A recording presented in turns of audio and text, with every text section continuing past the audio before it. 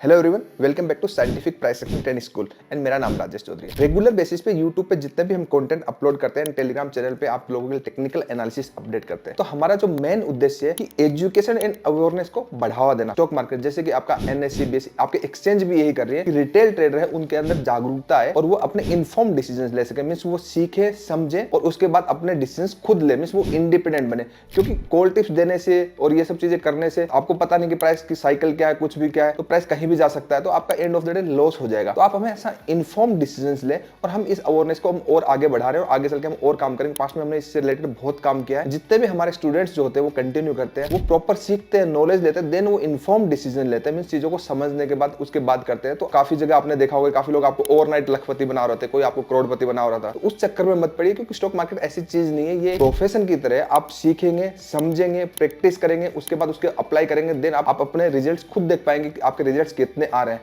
तो हमारा pure and pure motive education and information and awareness, means आपको retail trader का लॉसेस ना हो। और हम हर एक वीडियो में हमने बहुत कोशिश की, आगे भी यही कोशिश करेंगे। टेलीग्राम पे भी हम यही अपडेट करेंगे ताकि हर एक रिटेल ट्रेडर लॉस ना करे, चीजों से सीखे, समझे और एज ए कॉल टिप्स उसको बिल्कुल ना ले। चलिए वीडियो के बारे में हम बात करते हैं। Hello everyone, welcome back to scientific price action trading school. मेरा नाम राजेश चौधरी है। आज मैं आपको एक कंटेंट जो दे रहा हूँ एजुकेशन के लिए कि swings trading as a professional आप कैसे करें। तो मैंने एक एग्जांपल के थ्रू समझाया कि एक बायोकॉन का एक एनालिसिस किया। एनालिसिस करने के बाद उसमें प्राइस एक्शन सेटअप बना एंड बनने के बाद वो स्टॉक काफी अच्छा मूव किया। एंड ये चीजें मैंने पब्लिक वाला जो हमारा टेलीग्राम ग्रुप है उसमें भी बताई, जो फ्री में है। वीडियो के डिस्क्रिप्शन में लिंक दिया है। उस व्यूअर्स के लिए हम हेल्प करने के टेक्निकल एनालिसिस रेगुलर बेसिस पे स्विंग्स और डे से रिलेटेड हम अपडेट करते हैं, इवन फॉरेक्स के लिए भी अपडेट करते हैं। तो वो जो बायोकॉन का जो हमने एनालिसिस किया प्रॉपर एक साइंटिफिक वे में, कि आपको जब भी आप चीजों को समझे, टॉप डाउन एनालिसिस लेके जाएं कि आप समझे टॉप से लेकर बॉटम तक चीजें कैसे चल रही हैं without any indicator, without any concept. तो उस चीज को आप जब जीरो से लेकर एंड तक देखेंगे तो आपको एक क्वालिटी एजुकेशन आएगी कि आप देखेंगे कि चीजें चलती कैसे हैं सीक्वेंस में। तो शुरू से लेकर एंड तक वीडियो जरूर देखिए। वीडियो जब आप देखेंगे तो आपको डेफिनेटली चीजें समझ में आएगी और फिर आप उसको चार्ट पे देखिए। और इन डिटेल अगर आपको सीखना है, आपको हमारी मेंटरशिप चाहिए, तो 10th फेब से नया बैच स्टार्ट होगा, वो आप ज्वाइन कर सकते हैं। चलिए हम वीडियो शुरू करते हैं। क्या है टॉपिक, ये है कि स्विंग्स ट्रेडिंग में एक ऐसे लेवल पे जहां पे प्राइस में ये लास्ट अगर डेली की दो कैंडल को देखोगे, ठीक है, तो प्राइस यहाँ पे आपका मीन्स आपका मैंने 26 अगस्त को बताया था बायोकॉन, ठीक है। तो अगर रिप्ले चार्ट में 26 के अगस्त के बाद का आपका चार्ट अगर गायब कर दे, ठीक है, तो किसी को भी अब यहां पे ये नहीं पता लग सकता कि प्राइस आपका यहां से ऊपर जाएगा मींस या नीचे जाएगा। क्लियर है? मैं यही इंपॉर्टेंट पॉइंट बताने वाला हूं कि प्राइस जब नियर ब्रेकआउट हो तो प्राइस जो है ब्रेकआउट करेगा या रिवर्स होगा। ठीक है? अब इसी चीज पे मतलब जिसको लैक ऑफ नॉलेज होता है, किसी को मतलब आता नहीं तो कमी होती है। तो जैसे मैंने बायोकॉन का एनालिसिस जो 26 वाला निफ्टी बैंक निफ्टी का जो एनालिसिस करके बताया था, उस एनालिसिस के अंदर मैंने बताया था कि बायोकॉन अपकमिंग डेज या अपकमिंग वीक में मुझे बहुत अच्छा लग रहा है। और आपके तीन टारगेट दिया था, 365, 371 एंड और 400 प्लस प्लस के, जो कि 395 चला गया। ठीक है, और 300 395 के अराउंड मैंने बोला था। ठीक है, ये क्यों बोला, क्या किस लिए बोला, आप कैसे फ्यूचर में इसको आइडेंटिफाई करेंगे, इसी बारे में बात करेंगे। तो किसी ने वही कमेंट किया कि मैं आप पे हंस रहा हूँ कि आप थ्री, कि यहाँ पे प्राइस है, किसी को लगेगा नहीं कि 350 या 395 चले जाएगा, नहीं लगेगा ना। तो मतलब जो लैक ऑफ नॉलेज होगा, जिसको नॉलेज नहीं होगा वो ऐसी बात करेगा, जिसको नॉलेज होगा वो ऐसी बात नहीं करेगा। तो बोलने वाले बोलते हैं, उसमें कोई दिक्कत नहीं। और सामने रिजल्ट सामने, उसके बाद ये ऑलमोस्ट 13% भाग गया है। ठीक है, तो मैं दो चीजें इंपॉर्टेंट बताऊंगा आपको। एक चीज कि आपका जो चल रहा है इन द सेंस मीन्स, मान लीजिए मार्केट यहां से चला, ठीक है, तो कंटिन्यूसली मार्केट एक फॉलो अप लेके चल रहा है। मतलब आपका मार्केट हर एक डिमांड को फॉलो कर रहा है। जैसे आपका इस इंपॉर्टेंट स्ट्रक्चर के ऊपर ब्रेक किया, इस इंपॉर्टेंट स्ट्रक्चर के ऊपर ब्रेक किया, तो किसी भी स्ट्रक्चर को ब्रेक करने के बाद अगर प्राइस फ्रेश डिमांड बनाने लग जाए, इंपॉर्टेंट बात बोल रहा हूं, स्ट्रक्चर ब्रेक होने के बाद फ्रेश अगर डिमांड बनाने लग जाए और वापस कंटिन्यूसली उस डिमांड को फॉलो करने लग जाए, इट मींस अगर प्राइस नियर बाई है, मतलब आपके यहाँ पे ये पहला इंपॉर्टेंट स्विंग था, ये सेकंड स्विंग था, और उसके बाद प्राइस ने क्या किया, ध्यान से देखिए, प्राइस ने फ्रेश एक डिमांड बना लिया। क्लियर है? प्राइस ने फ्रेश एक डिमांड बना लिया। इट मींस किसी भी स्ट्रक्चर के ऊपर ब्रेक होने के बाद फ्रेश अगर डिमांड बना लेता है और प्राइस कंसोलिडेट कर रहा, मींस प्राइस का बॉटम बॉटम आउट हो जाएगा। बॉटम में 2 एंड मोर स्विंग्स में ऑलमोस्ट प्राइस फ्लैट हो। क्लियर है? दो रीजन, 2 एंड मोर मतलब 2 से ज्यादा स्विंग्स में ये चीज जो है ना वो हायर टाइम फ्रेम में इम्प्लीमेंटेशन। बहुत सारे लोग 15 मिनट, 1 घंटे, 2 घंटे, वहां नहीं। वहां आपको मतलब आपको एज स्विंग्स एक ही ट्रेड मिलेंगे। तो प्राइस अगर आपका ब्रेकआउट से पहले बॉटम आउट हो चुका, मींस आपका मल्टीपल टाइम यहाँ पे लोगों को ट्रैप किया और यहाँ से इसका लो नहीं तोड़ा, मतलब एक बार ट्रैप किया और 2 बार इसका लो नहीं ब्रेक किया, इट मींस एक रीजन प्राइस बॉटम आउट हो चुका है यहाँ पे कंसोलिडेट करने के बाद। दूसरी चीज इंपॉर्टेंट स्विंग्स के बाद फ्रेश डिमांड बना रहा है, मतलब कोई इसमें इंटरेस्टेड है बाइंग करने के लिए। तो जो जैसे हम 4 आवर में इसको कन्वर्ट करेंगे, मतलब 4 आवर डेली में आप बेसिकली बड़ा टाइम फ्रेम जो है आपका 4 आवर डेली, उसमें आपको इजीली पता लगेगा। अब किसी सबको लगेगा यार ये नीचे जाएगा ऊपर आएगा, तो आप इस एसएल के साथ कंटिन्यू कर सकते हैं, मीन्स आपका जो चल रहा है वो चल रहा है। तो हर एक जो डिप आएगी उस डिप में वो बाई ही बनेगा जब तक किसी भी एक इंपॉर्टेंट स्विंग के नीचे क्लोज नहीं करता, मीन्स इसका ब्रेकआउट ही होगा। और हम चार्ट, मैं आपको 4 आवर के चार्ट पे आपको दिखा देता हूँ, ऐसा ही हुआ। मतलब पहले बताया मैंने तो 26 को बताया, देखिए लाइव है। ठीक है, अब इससे लर्निंग क्या हुई, अब मैं टॉप डाउन एनालिसिस भी करूंगा। देखिए price run and pull back में चलता है और पहले प्राइस क्या करता है, प्राइस पहले बिल्डअप करता है। मतलब प्राइस के स्टेज होते हैं, देखो प्राइस के स्टेजेस होते हैं, हर एक स्टेज में समझना होता है। बहुत सारे लोग क्या होता है स्टेज को समझते नहीं है। मतलब प्राइस जब भी मूव करेगा ऊपर या नीचे तो उसके अलग अलग फेजेज होंगे, अलग अलग स्टेजेस होंगे। यस सर आर्य। ठीक है, यस तो जी सर। इंपॉर्टेंट चीज मैं आपको क्या बता रहा हूँ, मार्केट का जब भी मान लीजिए प्राइस ऊपर जा रहा है या नीचे जा रहा है तो मार्केट के ना फेजेज होते हैं। ठीक है, क्या फेजेज होते हैं कि आपका पहले तो मान लीजिए नेगेटिव चल रहा है, जैसे आपका ये स्क्रिप्ट है। ठीक है, ये यहां से ध्यान से समझिए क्या कह रहा हूं मैं। यहां से आपका प्राइस लोअर लो बना रहा है। ठीक है, आप ये हाई टाइम फ्रेम में देखना है। ठीक है, ये कंटिन्यूअसली लोअर लो बना रहा है और यहाँ पे प्राइस ने सपोर्ट लिया। ठीक है, इस लोअर लो के बाद प्राइस ने क्या किया, लोअर लो बनाना बंद कर दिया। प्राइस ने पहला इसका स्टेज क्या है, पहला ये स्टेज है कि इंपॉर्टेंट स्विंग्स को ब्रेक करेगा। देखो आपका ओवरऑल स्ट्रक्चर अगर आप डेली या वीकली में देखोगे तो ओवरऑल स्ट्रक्चर क्या है, सबसे पहले तो हमारा काम क्या होता है ओवरऑल स्ट्रक्चर को रीड करना। ओवरऑल स्ट्रक्चर पॉजिटिव है, वीकली में अगर देखोगे तो आपका ये स्ट्रक्चर पॉजिटिव है। ठीक है, तो इसका हाई तो वीकली के हिसाब से निकालना ही है ना, लोअर टाइम फ्रेम में आपको और अंडरस्टैंडिंग हो जाएगी। तो डेली में और आप 4 आवर में, अगर 4 आवर में ध्यान से आपको दिखता है तो पहले आपका प्राइस जो आपका जैसे प्रीवियस वेव का हाई तोड़ के आया था फिर ये पुल बैक था। ठीक है, मीन आपका प्राइस जब प्राइस यहां से 90 डिग्री से मूव किया था 270 से, अगर आप देखोगे 349 एक 90 डिग्री मूव आया था। उस मूव के बाद प्राइस ने फिर कंसोलिडेशन एक फेज में चला गया, मीन आपका यहाँ पे इसका लो था 328 और इसका हाई था 372।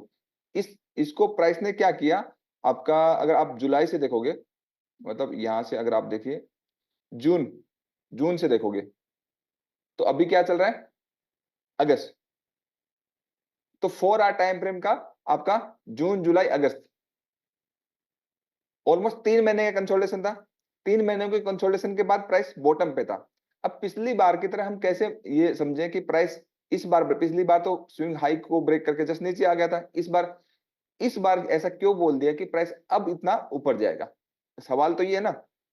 तो पहले क्या करता है, पहले प्राइस इंपॉर्टेंट जो स्ट्रक्चर आपका चल रहा है, जैसे ये आपका इंपॉर्टेंट स्ट्रक्चर है ये चल रहा है, इस इंपॉर्टेंट स्ट्रक्चर को पहले प्राइस ने ब्रेक किया, फर्स्ट सेकंड ब्रेक करने के बाद जब ब्रेक करता है तो प्राइस एक थोड़ा सा मूव करता है, फास्ट मूव दिखता है। उस फास्ट मूव के अंदर रिटेल ट्रेडर फंस जाता है कि मींस आपका रिटेल ट्रेडर के लिए मैनिपुलेशन होता है, मींस ये बेसिकली एडवांस ट्रेड होती है, बट रिटेल ट्रेडर के लिए मैनिपुलेशन क्या होता है कि जैसे मान लीजिए आपका प्राइस ऐसे एक फर्स्ट स्विंग एक सेकंड स्विंग, ठीक है ऐसे है, प्राइस ने इसके ऊपर क्लोज किया, फिर प्राइस ने इसके ऊपर क्लोज किया, तो प्राइस ने मींस यहां से जो बाइंग आई है फ्रेश बाइंग आई है, काफी पैसा लगा है। ठीक है, तो यहाँ जो आपके इंस्टीट्यूशन है उसकी एवरेज प्राइस से प्राइस काफी दूर चला गया। ठीक है, दूसरी चीज इस ड्यूरिंग में सब लोग बाई करेंगे, यहाँ पे करेंगे ना कि इंपॉर्टेंट स्विंग के ऊपर क्लोज हो गया, क्योंकि पुल हाँ बैक का जी। कोई वेट नहीं करेंगे, जो बाई करेंगे और बाई करने के बाद प्राइस थोड़े टाइम के लिए कंसोलिडेशन फेज में चला जाएगा, जो कि आपका मीन्स आपका प्राइस का ये फर्स्ट फेज था। इस फेज के ड्यूरिंग में प्राइस ने ब्रेकआउट कर दिया, मीन्स आपका देखा जाए तो नेगेटिव ट्रेंड लाइन का ब्रेकआउट है ना, ये ब्रेकआउट एंड ब्रेकआउट के बाद प्राइस कंसोलिडेशन फेज में चला जाएगा। अगर ओवरऑल ट्रेंड पॉजिटिव है तो मतलब आपका वीकली डेली से पता चल जाएगा, अगर ओवरऑल ट्रेंड आपका पॉजिटिव नहीं है तो प्राइस बॉटम अटेम्प्ट करेगा। ये बात तो हमें वीकली डेली से समझ में आ जाएगी, क्योंकि ट्रेंड लाइन वाले वीडियो में ये सब चीजें मैंने क्लियरली बताई हुई है। बस एक एक डेढ़ डेढ़ घंटे की वीडियो है जिसमें लाखों में व्यूज है, जो ट्रेंड लाइन से ये बेसिक इन्फॉर्मेशन मैंने बहुत अच्छे से दी हुई है। अब प्राइस क्या करेगा, प्राइस कंसोलिडेशन फेज में चला जाएगा। जब प्राइस कंसोलिडेशन फेज में चला जाएगा तो आप हमेशा देखना कि प्राइस बेस बनाएगा। क्या करेगा, बेस बनाएगा। जो बेस बनाएगा उसके नीचे क्लोज नहीं देगा। तो प्राइस ने यहाँ पे बेस बनाना स्टार्ट कर दिया। ठीक है, जब यहाँ पे बेस बना रहा था प्राइस, तो बेस बनाते ही मैं समझ, क्योंकि बेस बना के प्राइस ने इसका हाई निकाल दिया था, तो मैं यही समझ गया था आपके प्राइस को अंडरस्टैंड करने के लिए फेजेस होता है। ऐसे ही इंट्राडे ट्रेडिंग जब हम करते हैं तो जैसे एक शार्प मूव आता है, ठीक है, आप किसी भी टाइप के करें, शार्प मूव के बाद चाहे ऊपर का नीचे, और जैसे ही आप ट्रेड लेते हो 85 टू 90% टाइम आपका मतलब लॉस होने वाला बड़ा रीजन क्या है, क्योंकि प्राइस का ये नेचर है, प्राइस का बिहेवियर। एक शार्प मूव के बाद कंसोलिडेशन, उस कंसोलिडेशन के बाद अगर प्राइस बेस बिल्डिंग कर रहा है, अगर ओवरऑल ट्रेंड पॉजिटिव है, तो वो अगेन सेम डायरेक्शन में फिर चल देगा। अगर मान लीजिए ट्रेंड के आप मतलब रिवर्सल होना है, तो वो बेस बिल्डिंग नहीं करेगा, वो टॉप पे बेस बिल्डिंग करेगा। तो अगर इसको गिरना होता, पहली बात तो ये दो स्विंग के ऊपर क्लोज नहीं होता, दूसरी बात गिरना होता तो टॉप पे बेस बिल्डिंग करता इस जोन में। तो प्राइस का स्ट्रक्चर देखिए आपका, ये इंपॉर्टेंट स्विंग्स पॉइंट है। अब प्राइस ने स्ट्रक्चर यहां पे ब्रेक कर दिया, ठीक है। इस स्ट्रक्चर बनाने के बाद प्राइस यहां पे ध्यान से समझिए कि अगर गिरेगा तो टॉप पे बेस बिल्डिंग करेगा गिरने के लिए, ठीक है। लेकिन यहां पे टॉप पे बेस बिल्डिंग नहीं है, नहीं है ना। यहां पे क्या हो रहा है, यहां पे जो चल रहा है, मेरी बात को हमेशा ध्यान में रखना, हर जगह पे हर टाइम पे रिवर्सल नहीं कराना है। कराओगे तो फंस जाओगे। अब जो चल रहा है वही चलेगा, कि मतलब यहां पे मुझे कंफर्म हो गया कि प्राइस पॉजिटिव है, और इधर कुछ आपका फ्रेश टेस्टेड जैसा कुछ है नहीं। मतलब बहुत सारे लोगों के कमेंट्स आ रहे हैं कि सर एक है ना, एटलीस्ट आप फ्रेश एंड टेस्टेड जोन पे एक वीडियो बना दीजिए, हम लोगों को एक मदद मिल जाएगी। तो अभी मैं आप लोगों को जब एक अच्छे तरीके से जब सिखाऊंगा, इसके ऊपर ही बनाता, आप लोगों को भी, जो नए बच्चे हैं उनको भी एक मदद मिलेगी, और जो हमारे व्यूअर्स हैं उनको भी मदद मिल जाएगी, उस पर भी हम एक बना देंगे। तो प्राइस इस इंपॉर्टेंट स्ट्रक्चर बनाने के बाद आप ध्यान से देखो प्राइस कर क्या रहा है। प्राइस आपको सब कुछ बता देता है कि वो ऊपर जाएगा नीचे जाएगा। तो यहाँ पे आपका क्या हो रहा था, यहाँ पे आपका बेस बिल्डिंग हो रहा था। क्लियर है ये वाली बात। यहाँ पे प्राइस आपका बेस बिल्डिंग हो रहा था। इस बेस बिल्डिंग के बाद प्राइस ने क्या किया, इसका हाई ब्रेक कर दिया। हाई ब्रेक करने के बाद अगेन जो ओरिजिन था, उस ओरिजिन प्राइस नॉर्मली पूरे, जब आपका बेस बिल्डिंग होता है उसके बाद ब्रेकआउट करने के बाद प्राइस जाता है तो पूरा जोन में नहीं आता। मतलब बहुत सारे लोग वेट करेंगे जोन में, तो उस जोन तक आता नहीं। आपको पता है कहां तक आता है, लेकिन मैं यहाँ पे वीक टू वीक मार्क करता हूँ। मतलब वो सीक्रेट आपको मालूम है कि बेसिकली कहां तक आता है, ठीक है। तो यहाँ पे प्राइस, ये जो कैंडल है, इस कैंडल के विक टू विक वाले एरिया में आप ले सकते हो। और आपका ये, आपका पहले आपका ब्रेकआउट हुआ, मींस प्राइस का एक स्टेज हुआ, उसके बाद प्राइस कंसोलिडेशन हुआ, मींस इसके अंदर जिसने भी यहाँ पे बाय किया, रिटेल ट्रेडर 2-3 वीक सोचेंगे अरे जाएगा नहीं जाएगा, ये नहीं जाएगा। मैं हमेशा यही तो बोलता हूँ, प्राइस जैसे ही ब्रेकआउट होगा, वीकली पे होगा या डेली पे होगा, वो डेली पे है तो होगा तो 1-2 दिन आपका, 3 दिन कंसोलिडेट कर जाएगा। वीकली पे होगा तो 1-2 दिन कंसोलिडेट कर जाएगा, मतलब वहां से मूव नहीं करेगा। अब एक एक दो दिन या फिर 2-3 दिन किसी भी स्क्रिप्ट को मतलब रखने के लिए या फिर उसको प्रॉफिट लेने के लिए किसी भी रिटेल ट्रेडर में पेशेंस नहीं होता। इसी चीज का इंस्टीट्यूशन को फायदा मिलता है। व्यू सही है, सब कुछ सही है, लेकिन फिर भी पेशेंस नहीं। लेकिन मैं बता रहा हूं ना ये वाली बात, कि प्राइस ब्रेकआउट के बाद कंसोलिडेशन फेज में जाएगा। ये प्राइस का बिहेवियर, प्राइस के स्टेटेज, ये स्टेज होते हैं।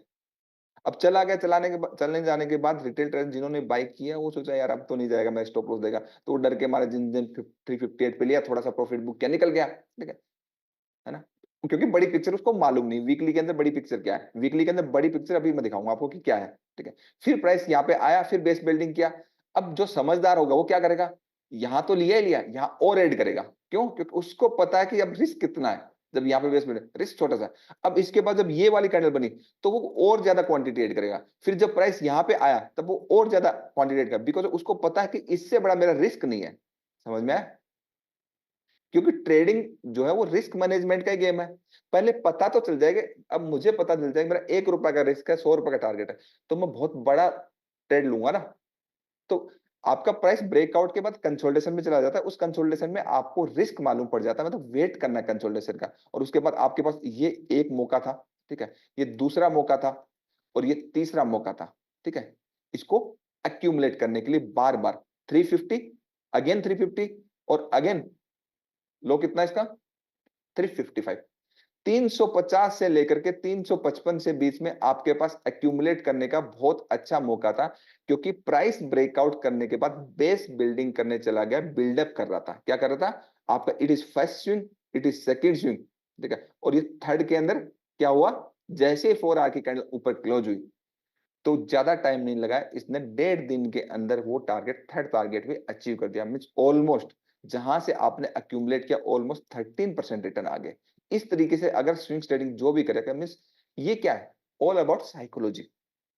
साइकोलॉजी कहां से बिल्ड होती है?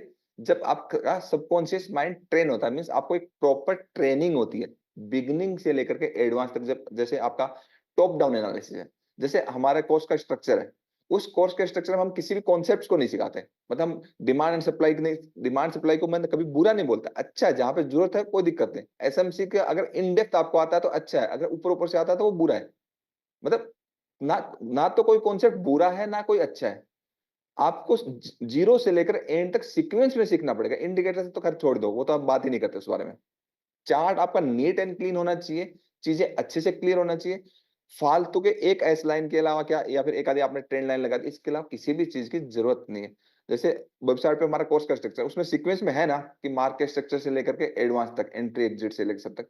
तो बेसिकली वो क्या है? वो प्राइस बिहेवियर है। तो एंड ऑफ द डे, जैसे एंड ऑफ द डे पैसा जो बनता है वो मार्केट स्ट्रक्चर से बनता है, कि आपको मार्केट के जो स्टेजेस होते हैं, जैसे मैंने कोई बहुत अच्छे से क्लासेस में लाइव में आया, 1-2 महीने बहुत अच्छे से सबने एंट्री एग्जिट के लिए बहुत अच्छे से पैसा बनाया। अगली बार मार्केट स्टेज चेंज हो गया, मैं नहीं हूं, ठीक है, वो पैसा कमा देगा। तो मेरा कहने का मतलब है कि सबको इंडिपेंडेंट बनाया जाए, एक एक market structure wise, entries wise, सब वाइज सबको सिखाया जाए, ताकि वो लूप में रहे। तो ये बायोकॉन का जिस तरीके का एनालिसिस था, अब वीकली को देख लीजिए, देख लीजिए। वीकली को जब देखोगे तो बड़ी पिक्चर आपकी क्या थी? देखिए, प्राइस का ये हाई था, नीचे गया, फिर हाई था, ये यहाँ से वीकली के जोन से पूरा उठा के लेके गया, फिर यहाँ पे जहां से स्ट्रक्चर ब्रेक हुआ था वहां से बेस बिल्डिंग किया। ये तो जाना ही था। ये तो 350 तो मैंने आपको लेट बताया है, ये तो 320 से ही मिल गया था। वो तो क्योंकि इतने स्टॉक्स हम टाइमली नहीं देख पाते हैं, ठीक है, तो मैंने तो आपको लेट बताया। तो ये पिक्चर तो वीकली पे क्लियर थी। मतलब आपका जब कहीं स्ट्रक्चर ब्रेक ही नहीं हुआ है, तो ये डेली और 4 आवर के जितने भी सेटअप्स बनेंगे, बेस बनेंगे, जितने भी ब्रेकआउट्स बनेंगे, सारे सक्सेसफुल है। तो बेसिकली इंपॉर्टेंस देनी है हायर टाइम फ्रेम को। हायर टाइम फ्रेम्स के बाद आपको मार्केट स्ट्रक्चर कंप्लीटली मालूम होना चाहिए। ट्रेंड, वेव, आपका external liquidity structure and internal liquidity structure है। उसके क्लोजिंग बेसिस पे इंस्टीट्यूशन के डिसीजंस क्या है, जो कि आपको मैं कंटिन्यूस दिखा रहा हूँ, वही सुप्रीम है। उसके बाद जितनी भी कॉन्फर्मेशन हम एंट्री लेंगे, सारे सक्सेसफुल जाएंगे, कुछ भी इश्यू नहीं है क्या? तो अब बायोकॉन क्यों ऊपर गया, उसका हर एक चीज इन डिटेल पता चला। कभी भी किसी भी स्क्रिप्ट को जब आप लें स्विंग ट्रेडिंग के लिए, एटलीस्ट ये मिनिमम, ये जो क्राइटेरिया, मतलब मैं तो इससे हम बहुत ज्यादा आगे देखते हैं, ये एक मिनिमम क्राइटेरिया है, किसी भी बिगनर को इस तरीके से देखना चाहिए। और इतनी अच्छा अगर एनालिसिस होने के बावजूद भी, मतलब इतना अच्छा चार्ट पे दिखने के बावजूद भी, एटलीस्ट मजाक तो किसी का नहीं बनाना चाहिए। बताओ, बनाना चाहिए क्या? चार्ट पे क्लियर दिख रहा है वीकली के अंदर कि भाई बायोकॉन जो है स्ट्रक्चर वाइज क्या है, क्लियरली दिख रहा है ना? आवाज आ रही है सभी को मेरी? Yes sir. यस तो सर। अब चार्ट क्लियरली कह रहा है, उसके बावजूद भी तुम कुछ भी कह दे रहे हो, तो इसका मतलब क्या है यार? इसका मतलब तुम्हें कुछ भी नहीं आता यार, वो भी स्विंग्स ट्रेडिंग में। जो मैं स्विंग्स के टेक्निकल एनालिसिस बता रहा हूँ भाई, मैंने, मतलब अगर आप हिस्ट्री उठा के देखोगे स्विंग्स ट्रेडिंग में कितनी एक्यूरेसी है, मैं अपने मुंह से नहीं बोल रहा ना, वो तो जो बताया टेक्निकल एनालिसिस उसमें पता है ना। और कितने बड़े बड़े उसमें, मतलब मूवमेंट आते हैं अपसाइड या डाउन साइड, वो तो सबको पता है।